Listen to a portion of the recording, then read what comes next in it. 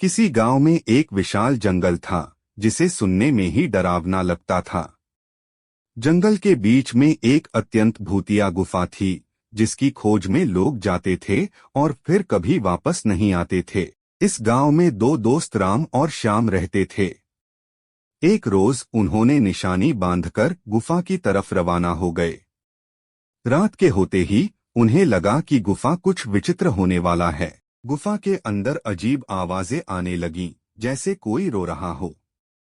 धीरे धीरे वे गुफा की गहराई में गए और तभी उन्हें एक भूतिया आदमी दिखाई दिया। भूतिया आदमी ने राम और श्याम को एक अजीब सी कहानी सुनाई जिसमें कहा गया कि वह एक समय में एक गरीब किसान थे जिनका जंगल में ही एक छोटा सा घर था।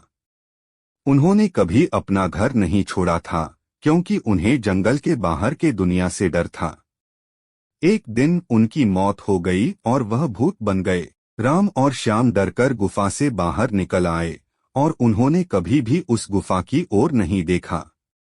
लोग कहते हैं कि उस दिन के बाद से उस गुफा से कोई भी वापस नहीं आया है। गांव वाले आज भी कहते हैं कि उस रात को जब राम और श्याम गुफा की ओर गए थे, उन्हें भूतिया आदमी ने उस किसान की कहानी सुनाई थी और उस दिन से उन्होंने कभी गुफा की ओर मुंह नहीं मोड़ा।